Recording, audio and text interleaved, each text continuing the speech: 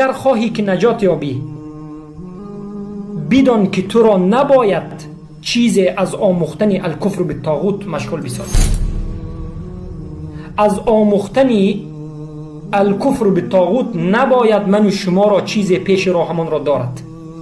ما نباید به دیگر چیز مشغول شویم، نباید به آموختن تاریخ، به آموختن چیز دیگری مشغول باشیم و آموختن الکفر بالطاغوت فراموش بشود. نه، بلکه اولین چیزی که ما می آموزیم و می شنویم و تحقیق می کنیم این باید الکفر بالطاغوت باشد، اصول دین باشد، شکننده دین باشد، چرا که اینها اصل دین است.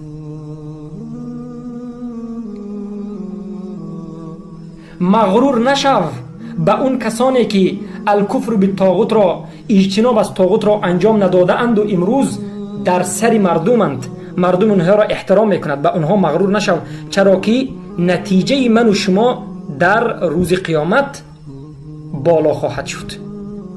هستند امروز کسانی که دعوتچی هستند، میدونم ملا هستند یا یک انسان مشهور دینی هست و غیره و غیره، در حالتی که الکفر بالطاغوت ندارد.